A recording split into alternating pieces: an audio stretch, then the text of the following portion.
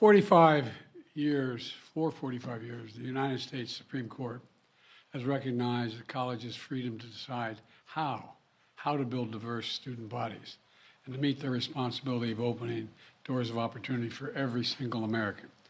In case after case, including recently, just as a few years ago in 2016, the court has affirmed and reaffirmed this view, that colleges could use race not as a determinative factor for admission, but as one of the factors among many in deciding who to admit from a already qualified pool of applicants. Today, the court once again walked away from decades of precedent and as the dissent has made clear. The dissent states in today's decision, quote, rolls back decades of precedent and momentous progress, end of quote. I agree with that statement from the dissent.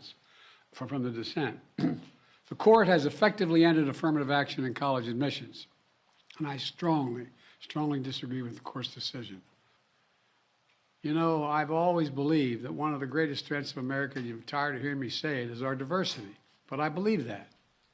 If you have any doubt about this, just look at the United States military, the finest fighting force in the history of the world. It's been a model of diversity, and has not only made our nation better, stronger, but safer. I believe the same is true for our schools. I've always believed that the promise of America is big enough for everyone to succeed, and that every generation of Americans, we have benefited by opening the doors of opportunity just a little bit wider to include those who've been left behind.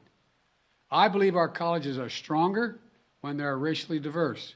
Our nation is stronger because we are tapping into the full range of talent in this nation. The court says, quote, nothing in this opinion should be construed as prohibiting universities from considering an application's discussion of how race has affected his or her life, but be it through discrimination or inspiration or otherwise, end of quote. Because the truth is, we all know it, discrimination still exists in America. Discrimination still exists in America. Discrimination still exists in America. Today's decision does not change that. It's a simple fact. If a student had to overcome adversity on their path to education, the college should recognize and value that. Today, for too many schools, the only people who benefit from the system are the wealthy and the well-connected. The odds have been stacked against working people for much too long. We need a higher education system that works for everyone. But thank you very much, and we're going to have plenty of time to talk about this. But we're not going to let this break us.